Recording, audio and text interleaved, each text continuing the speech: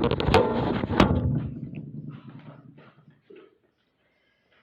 we stumble a little, because sometimes his writing is a little hard to read, and sometimes, the use of the English language is a little different. We hadn't heard anything for a long time, so I had written letters to the lady that is in charge of the sponsorship that is in the States, and also sent a letter to the, self-help center. But the letters apparently crossed, because he's back in school, which we didn't know when I wrote the letter. So, eventually we'll probably get all caught up here. Anyway, he says, "Dear sponsor, firstly, I would like to convey my hearty Tashi Delek." I don't know what that is, but he has used that same phrase before, so thank you, I'm sure.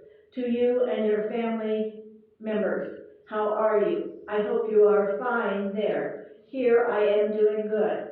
Here, the COVID-19 started on 2019, and recently we are back to in our school. I am very happy that I am learning a lot from my teachers, and I am having a good class mark too. During pandemic, I stayed at home with my family, and I helped my parents at household chores and had a great fun with my siblings. It was a hard situation for all of us. Some people lost their family, and some people died due to hunger. That makes me so sad. But I said that. But I am grateful to God and you that I didn't face much problems.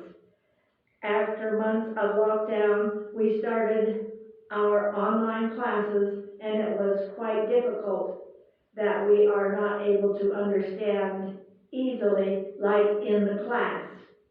I would like to say that I am here all because of your help, and please keep helping me like there for my further studies. I am very thankful to you and your family members. Lastly, stay safe, lots of love, and light from your son. Thanking you, your son, Tenzin, I don't know how you pronounce the last name, it's L-H-A-K-P-A. Lakpa, maybe? Lakpa, maybe. Anyway, was delighted to get this letter and a recent picture, because it had been, 2 years, hasn't it been, Jan? Since we had heard from him and knew that he was with his family, because they closed down all the schools. Not just the self-help center school, but all the schools in India were closed down because of the pandemic, according to the information that they have sent. So apparently things are better, and he's happy, so that's good. Tell about the money that we'll be able to send. Well, I don't have The amount exactly. No, when Bev Rubley died, her husband always gave us money, but he gave a fairly sizable contribution to this program. He always donated to this program, but there is money already available, but we ask the congregation every year for money to keep sponsoring a child. We've sponsored a child in that self-help center for years and years. I can think of 4 right offhand, including this one. But anyway, there is money available, so we will be sending money soon as I can make contact with Vicki. I just got this last Right, week. and she is in Boston this week, so you will not be able to get in touch with her this week. Okay, all right, maybe when I come back from Oregon, I'm guessing. Rosie, show the camera this picture. Oh, I didn't bring it up here. Oh, Well, you can show them the picture on the paper, the picture he drew. oh yeah. He's copied this from something. But show it, take it to the computer screen too. I'm sure he copied it from something. Apparently he must like baseball. So. Baseball is a big thing in that part of India, so. Okay. There's a couple of, people from that part of India and Pakistan that have made it big in the American leagues, so. Okay. Thank you. Oh. This is his picture. And he has grown and matured a great deal since the last picture that we had from him, so. We'll put those up on the board too, so Right. people can read the letter and things like that. Happy to have some contact with him again, because it was a long time, and we had one other child that we sponsored, a young man, and for some reason or another, they shut down the school because of riots or something, I remember, and he never did make it back, and we never did find out even what happened to him. So we're really happy to know that this young man is good, back in school, and happy, so thank you.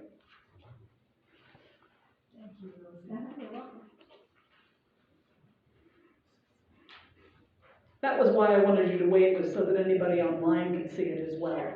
So, the amount that was from Bev's funeral, I'm not sure of the exact total either. It was just shy of $600, but I'm not sure of the exact total. Well, and I was reluctant to give a figure because I did not know. Yeah, I can't remember, I wanna say 580, but it may have been like 590 or something like that. It was somewhere just short of $600. Let us join together in the call to worship. O God, open my lips, and my mouth shall proclaim your praise. Praise to the holy and undivided Trinity, one God. As it was in the beginning, is now, and will be forever. Amen. God our ruler, how majestic is your name throughout the earth. You made your glory higher than the heavens. From the mouth of nursing babies, you have laid a strong foundation because of your foes, in order to stop their evil wings. When I look at your skies, at what your fingers have made, the moon and the stars that you set firmly in place. What are human beings that you think about them? What are human beings that you pay attention to them? You've made them only slightly less than divine, crowning them with glory and grandeur.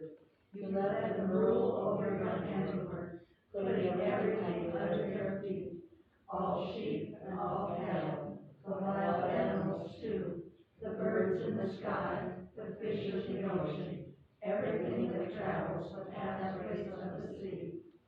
God our ruler, how majestic is your name throughout the earth.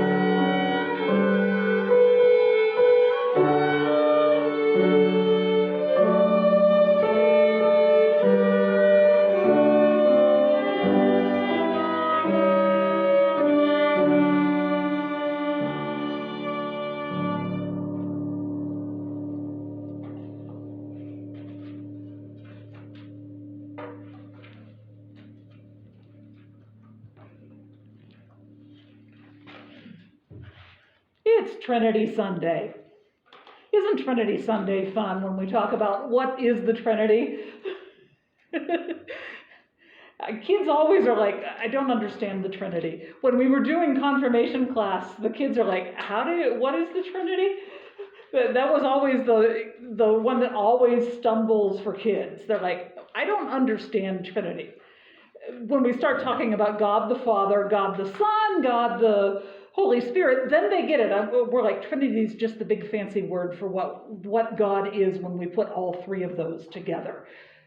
Confirmation kids get that, but I always love trying to explain it to the little ones. I'm like, okay, we get the shamrock, we get the egg, we get the steam and water and ice. You do all these things, and the kids still look at you like you're over their head, and you definitely are. That's always for the other people in the class, in the audience, right? So what do you think of when you think of Trinity? I like the kids. I don't totally understand it. I accept it as it has been told us, but I don't totally understand it. I think it was just family, father, son, mother. Father, son, mother. Anybody else have one? I like that. I like that one. Okay.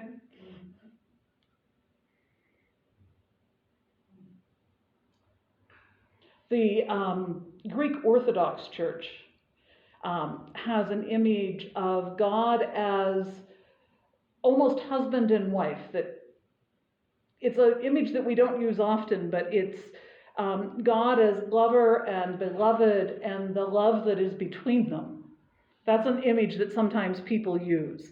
And that's a hard image for some of us to get in our heads, because of course we usually use male pronouns for God.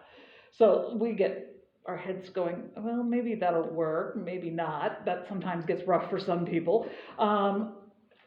There are other images. Sometimes people use the idea of someone's heart, mind, and soul as a way to understand God. So, as the different parts of the persons of God. We don't really understand this. We're doing the best we can.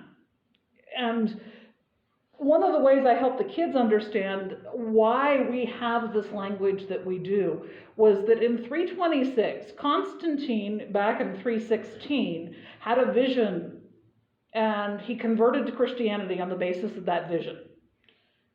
326, he's trying to figure out this thing. He had converted from paganism, specifically the worship of Apollo, to Christianity, and he wants to know how to pray.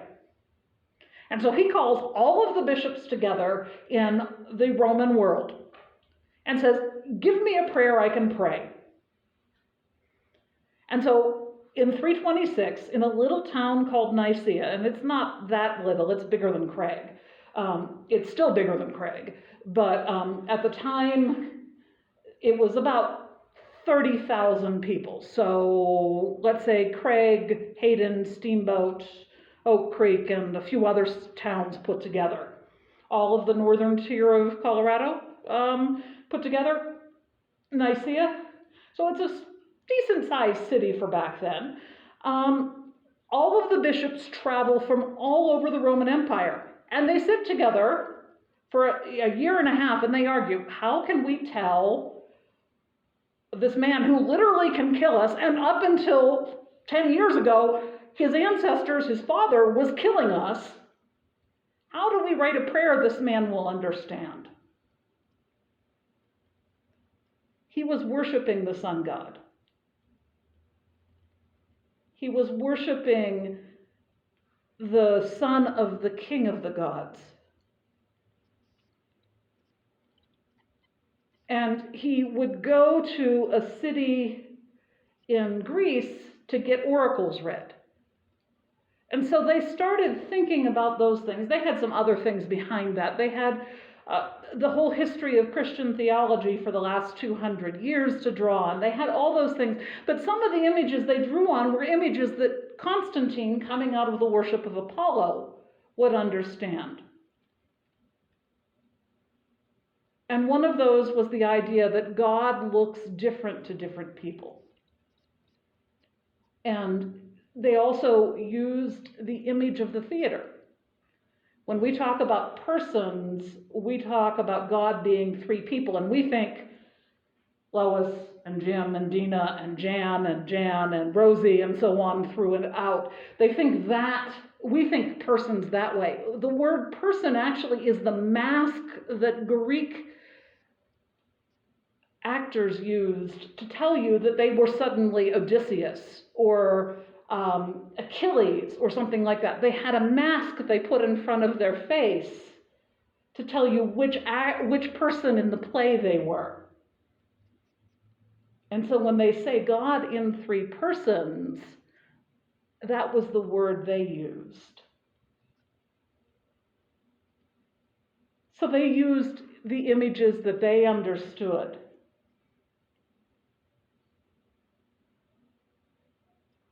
Maybe that helps us understand a little bit better where they came from. It's been 1,700 years. And we're still using their words. Their words aren't necessarily bad. But I like the words of the Church of Zimbabwe, where it talks about how God came on safari and walked among us so that we could see God and all his glory in Jesus. And then God went away from us in the person of Jesus, and he came on safari again as the Holy Spirit. They understood those images, and that's how they made it make sense. And the people of New Zealand, the Maori, talk about God breathing into us, because when they greet each other, they touch noses to each other and they breathe into each other's faces and exchange breath as a way of greeting one another. And so God breathes first as the elder, and then as the child, and then as the very breath of life, and their statement of faith. So when we think about Trinity, sometimes it's good to hear other people talk about Trinity too, because they begin to help us see that maybe it's a way to hear Trinity in a new way. Let us pray. Dear God, we don't understand how you can be one and three at the same time. It is a wonder to us. But you are wonderful all the same. Help us to see you in each day and in many ways. Amen.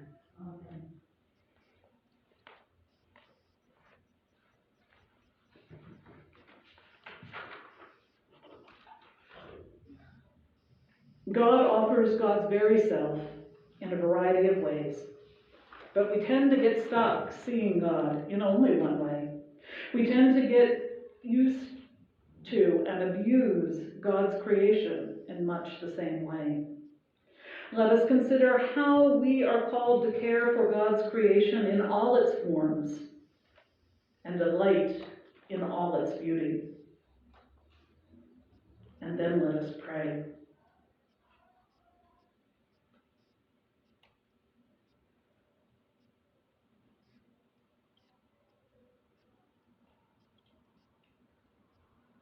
We say, Creator, Redeemer, Sustainer.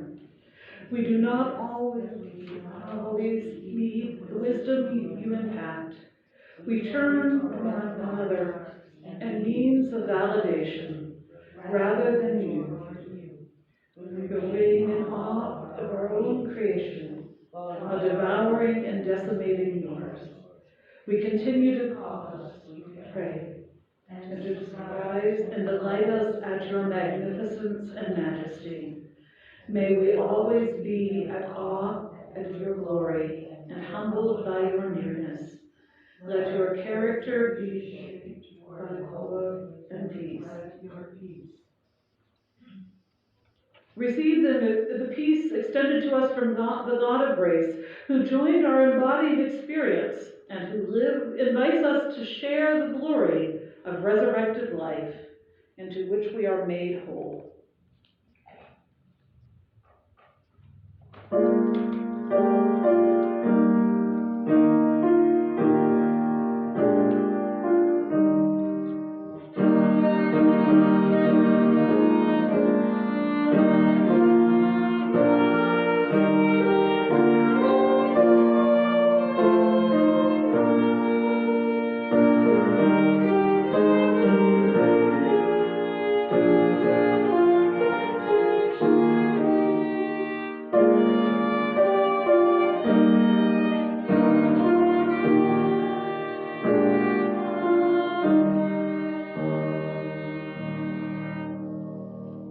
Do I have a volunteer to read Romans and John? They're very short and no hard words.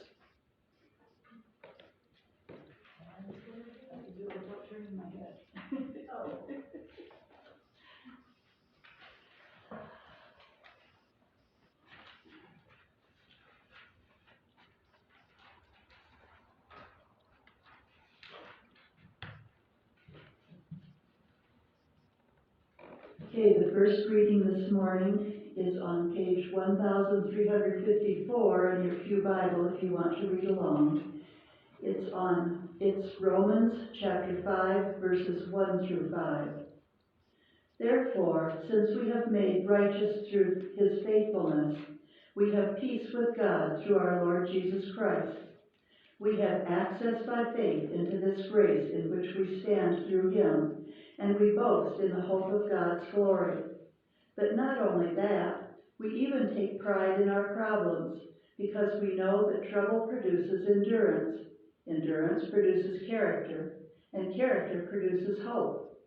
This hope doesn't put us to shame, because the love of God has been poured out in our hearts through the Holy Spirit, who has been given to us. The second reading is John chapter 16, verses 12 through 15 on page 1290. I have much more to say to you, but you can't handle it now. However, when the Spirit of truth comes, he will guide you in all truth. He won't speak on his own, but will say whatever he hears and will proclaim to you what is to come. He will glorify me because he will take what is mine and proclaim it to you. Everything the Father has is mine. That's why I said that the Spirit takes what is mine and will proclaim it to you. The Word of God for the people of God. Thanks be to God.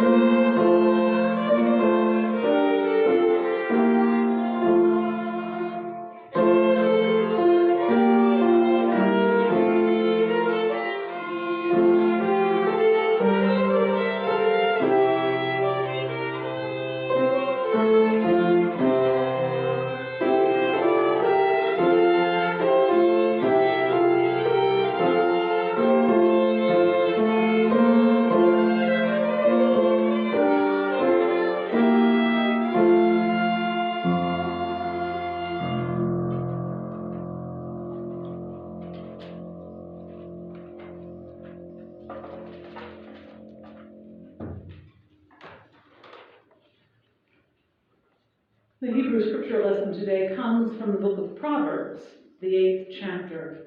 I'll read the verses 1 through 4 and then 22 through 31. You'll find these on page 758. Hear the word of God. Doesn't wisdom cry out and understanding shout? Atop the heights along the path, at the crossroads she takes her stand. By the city gate, before the city, at the entrance she shouts, I cry out, you people. My voice goes out to all of humanity. The Lord created me at the beginning of his way, before his deeds long in the past. I was formed in ancient times, at the beginning, before the earth was. When there were no watery depths, I was brought forth. When there were no springs of flowing water, before the mountains were scattered, before the hills I was brought forth, before God made the earth and the fields or the first dry land. I was there when he established the heavens, when he thickened the clouds above, when he secured the fountains of the deep, when he set the limits for the sea, so the water could not go beyond his command. When he marked out the earth's foundations, I was beside him as a master of craft. I was having fun, smiling before him all the time, frolicking with this inhabited earth and delighting in the human race. May God bless the reading and the hearing of this God's holy word. Amen.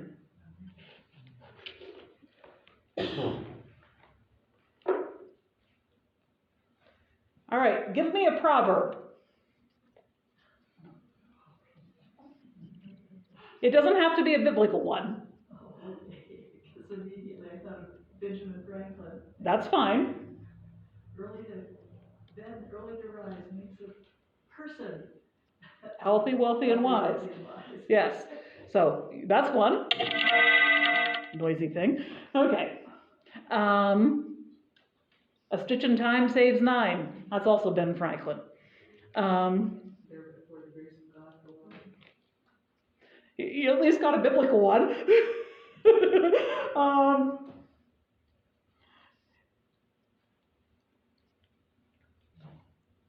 Anybody else with one?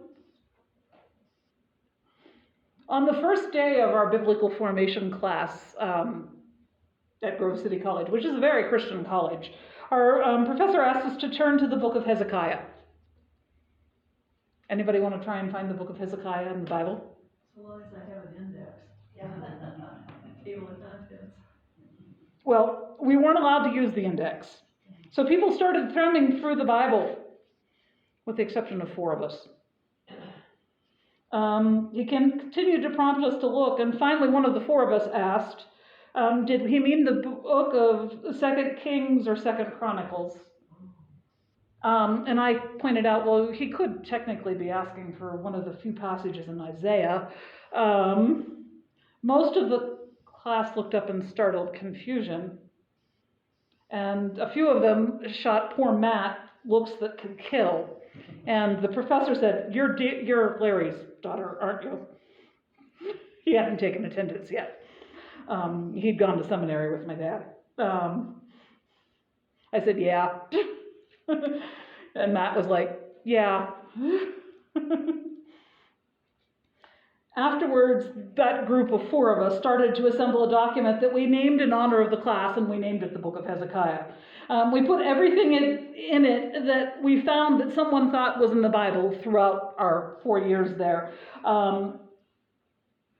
It included a lot of proverbs from Ben Franklin, like the couple we mentioned today. It also included some lines from William Shakespeare, John Milton, Mark Twain, Will Rogers, and our favorites were the ones that came from St. Yoda. This was back at the time before the prequels and the sequels had come out and somebody had destroyed Star Wars. So this was back in the original days. It includes such lines as God helps those who help themselves, cleanliness is next to godliness, and fear is of the dark side. The problem with our understanding of the book of Proverbs is that we don't understand what Proverbs are about, or at least we assume that it includes pithy sayings like those of Twain or Rogers or Ben Franklin. It does indeed include some of those, and they are short and easy to remember sayings about how people should live. But you'll find most of those actually in Ecclesiastes, just so you know. Even its one-liners, though, are different from the ones you'll find in the sayings of Ben Franklin or Will Rogers. They're a little closer to the ones of Twain, just so you know. That might be because Twain was a little bit more regular in his church attendance. He still wasn't a terribly regular church attendance, but at least his parents had made him go to church as a child, so maybe he got a little bit more in his head. Deeper than the difference between the two texts is something more fundamental still. Modern people often mistake common sense for wisdom. Common sense is the basic understanding of the world that allows you to navigate it smoothly. And I will admit that sometimes I don't have a lot of it.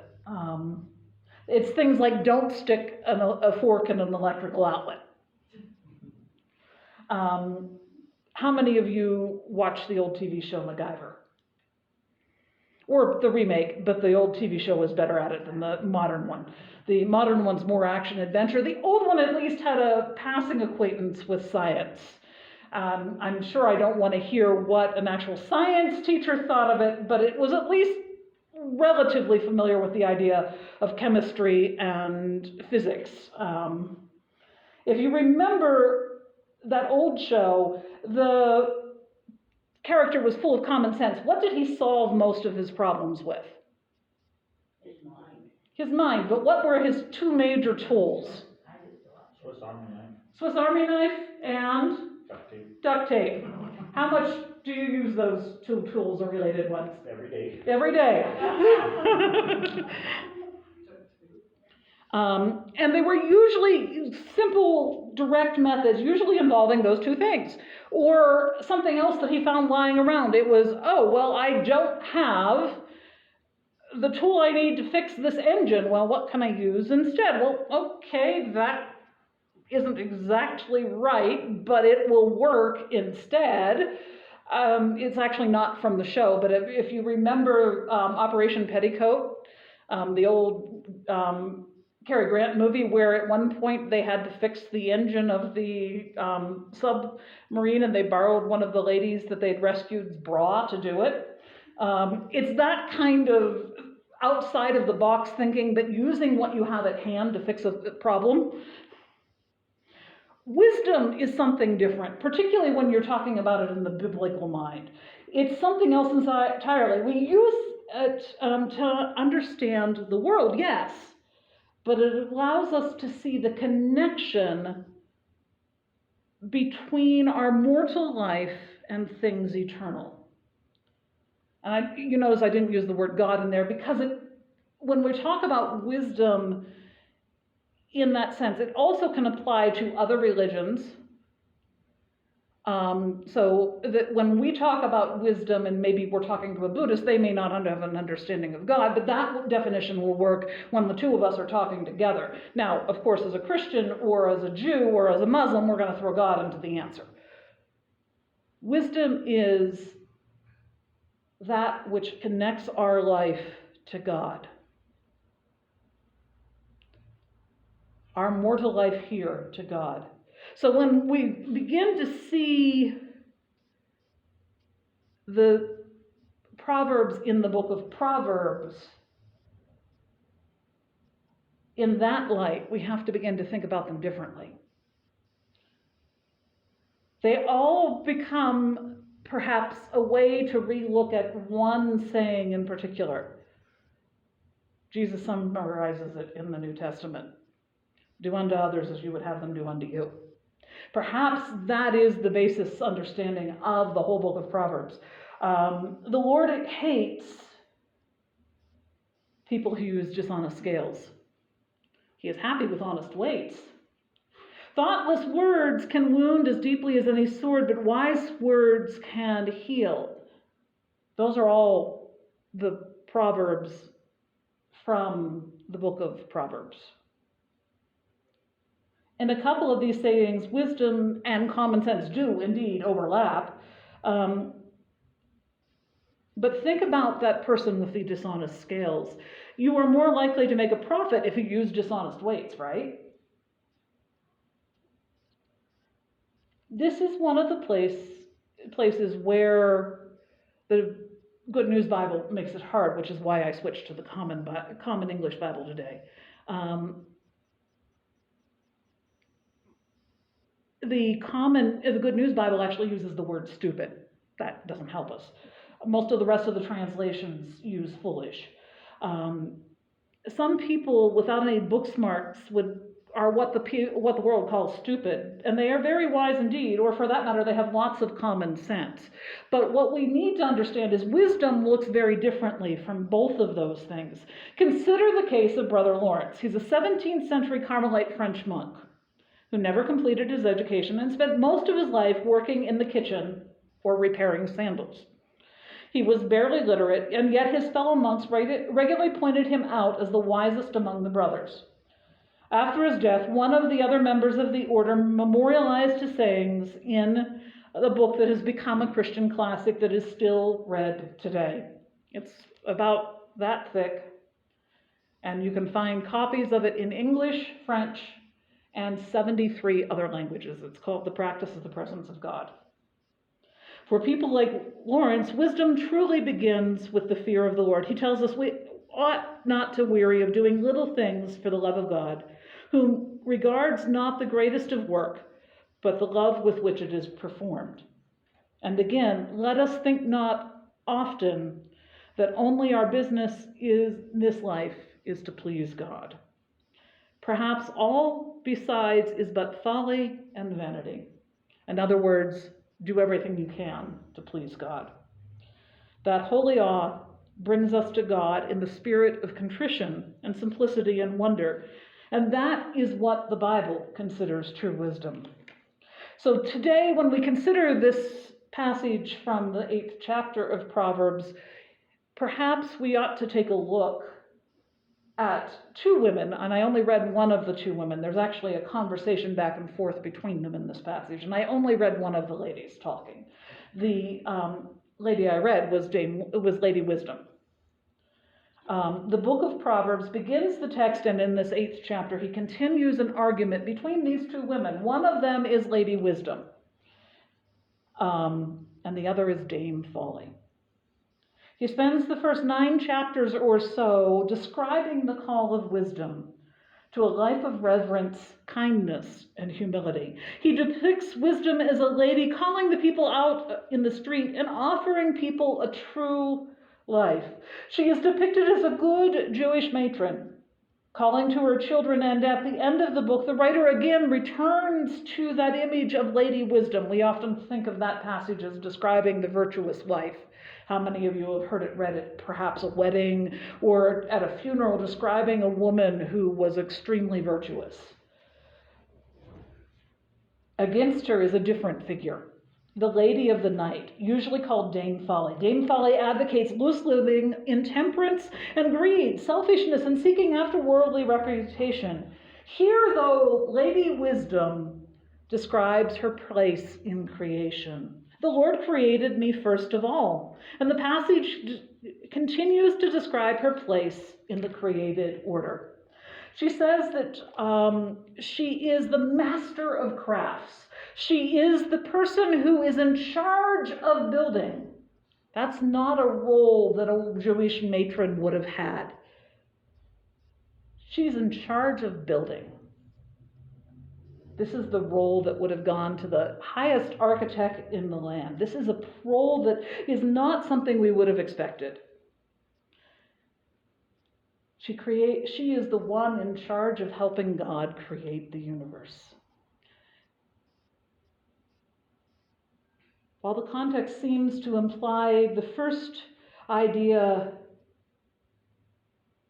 that she is simply there to help God kind of hand him the tools as he's creating. It's not just that idea. She actually has an active part to play. The idea here in the text is that she is actually part of the plan. In this text, the idea is that she's playing in creation. Did you hear that at the end where it talks about how she's dancing? That she is dancing in front of God. Foolishness might lead us astray, but wisdom is there dancing in front of God as creation is made. We are asked to see wisdom as something which not only is something that gives us a place in God's court, but something that has a place of delight. And that doesn't sound like something we're used to seeing. How many of us have the Puritans in mind when we think of wisdom? They're standing there straight and looking like this, right? Wisdom is dancing. The passage ought to remind us not only of a child delighting to play in front of her father, because that really is the image. The language here is a little bit complicated, partly because they don't use vowels in Hebrew. So we aren't quite sure which word is being used here. We kind of have to guess what the vowels actually sounded like. So it's either as a little child is playing in front of her father, or as a favorite spouse would be playing. Remember, this is a time when you can have more than one life. But either way, it's one of those two things. But this is someone who is dancing, and is dancing to the delight of someone that is deeply in love. That is the idea. The idea here is either a nickname, or it's the child dancing in front of their father. One of the two. We don't know for sure which it is. But it's one of those two words. They needed to invent vowels. That's all I can say.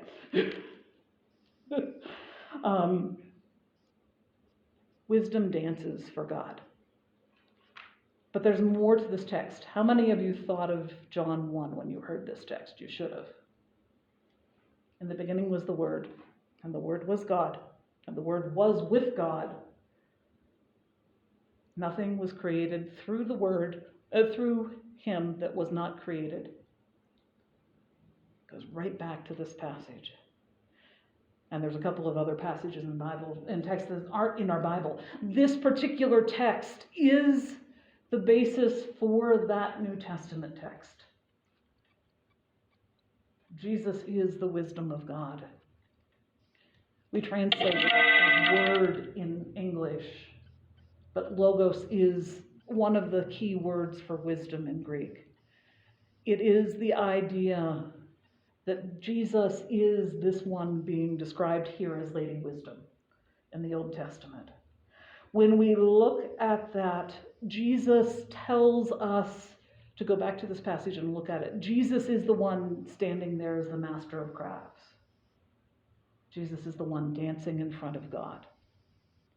And so on Trinity Sunday, when we look at this text, it always comes up on Trinity Sunday, and I always never know what to do with it, but I'm preaching on it today.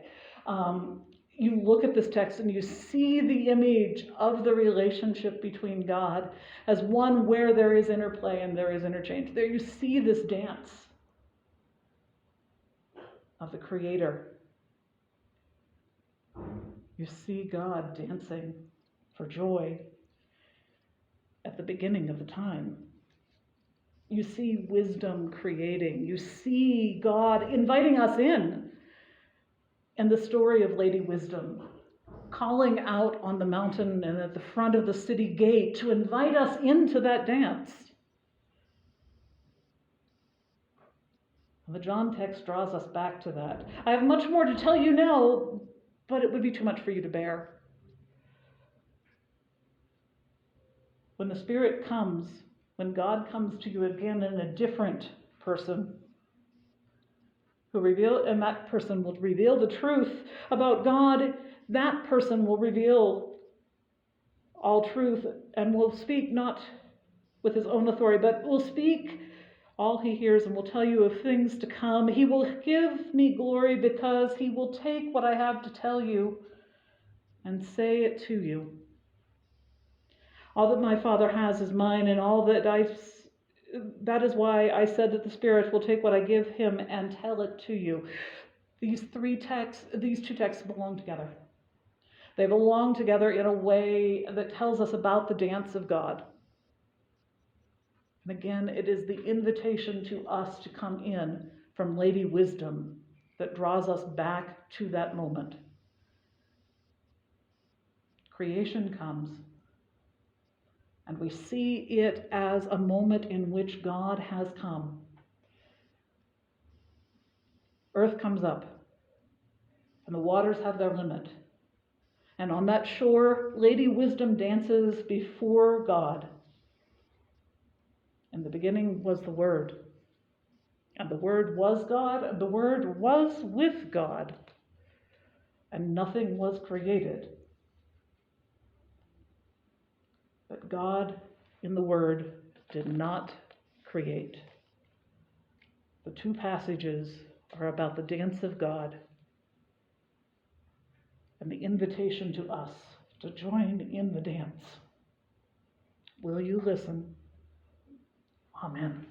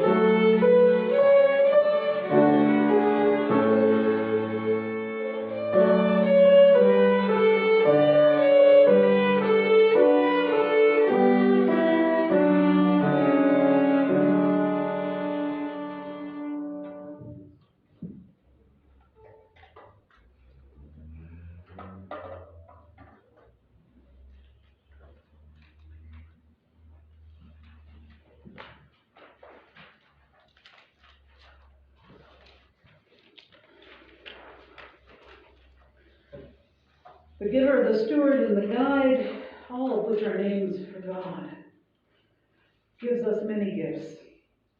And we bring and magnify God beyond the boundaries of our community to create new possibilities in the world.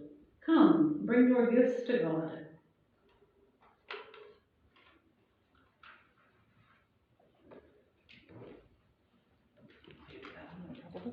I don't seem to have one.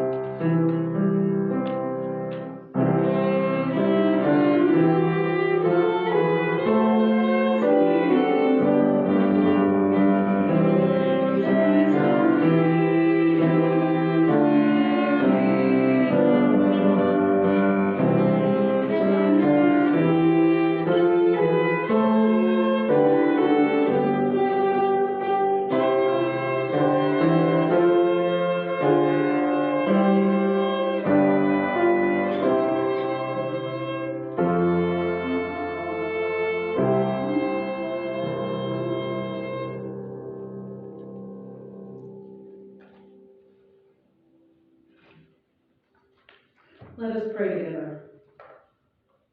Generous, abundant, and precious God, bless our offerings of presence, ability, and resources as we participate as your co-creators. Amen. Are there those whom we should pray for this day?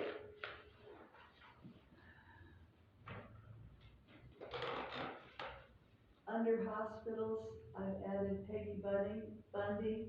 She's my 97-year-old mother-in-law who most definitely is not going to make it to her 98th birthday in August. She fell last Monday evening, wasn't found until Tuesday morning, and she can no longer swallow. When she tries to swallow, it goes into her lungs instead of where it's supposed to go down the esophagus.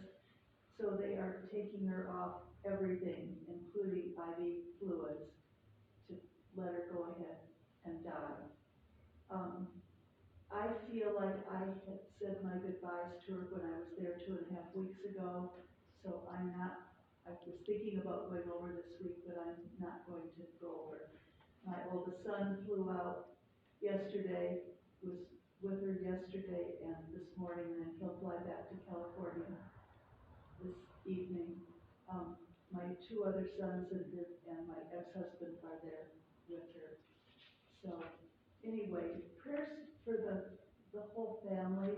This is really, it's like today, Kevin said, I've never been with anyone before who was dying. So my sons and obviously her son are having a really hard time right now. So thank you.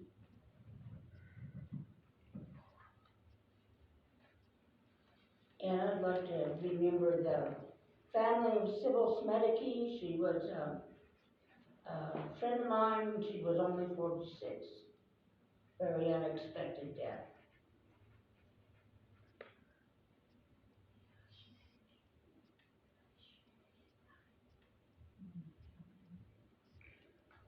We still have Dorothy Ann, my sister, as in the hospital. She's not in the hospital anymore. She is at home, but Okay. keep her on the list. Yeah, we'll just move her back to the right part of the list.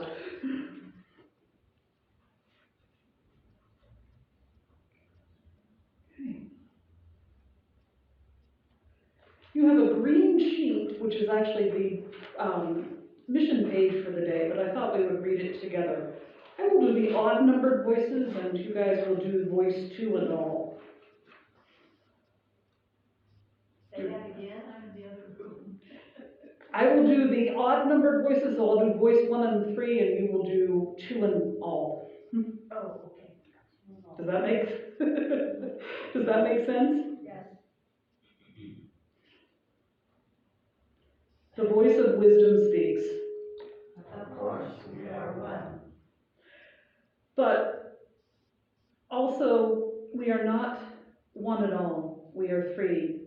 A relationship, a community, a dance.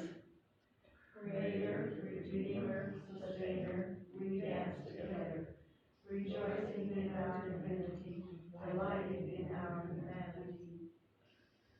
Of course we are one. Have you ever thought of the pronouns you use for us?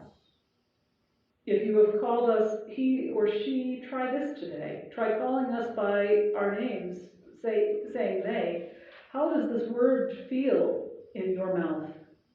Creator, Redeemer, Sustainer, we dance together, rejoicing in our divinity, delighting in your humanity. Of course we are one, but oneness cannot contain all that we are. Together creating, together restoring, together abiding. There is so much joy in this togetherness. Creator, Redeemer, Sustainer, we dance together, rejoicing in our divinity, delighting in your humanity. It's you guys again. Because you are one, you, humanity. But created in our image. You are so much more than one. You are many, universally, astonishingly beautiful. We always delight in you. Creator, Redeemer, Sustainer, dance together, rejoicing in our Trinity, delighting in your humanity. I do not know who that was from, it did not have credits, so.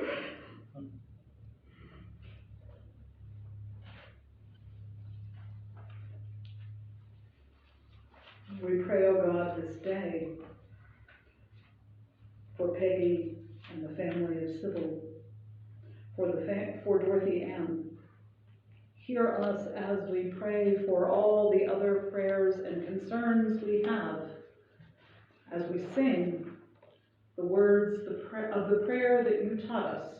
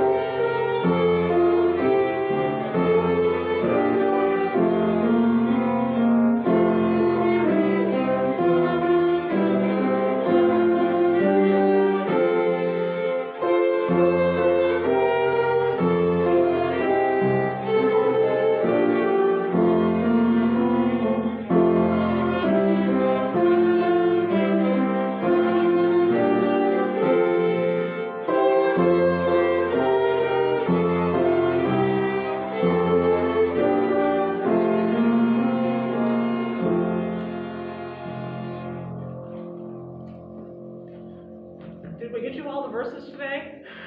I counted to 6. Okay. I didn't have it. I'm sure I did. May the God of peace assure you. May the God of life invigorate you. May the God of wind direct you. Go in peace and hope to transform your community and the world to the glory of God. Alleluia and amen.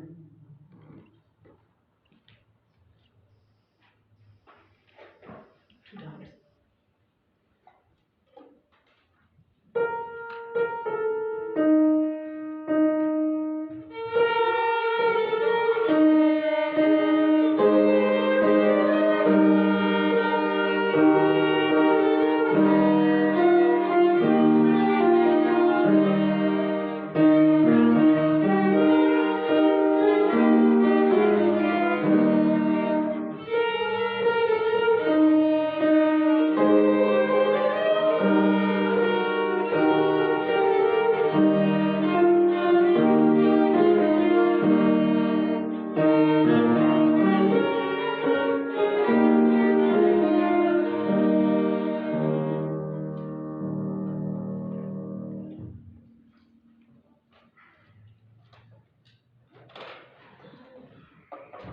Well, I got the Lord's Prayer right this week.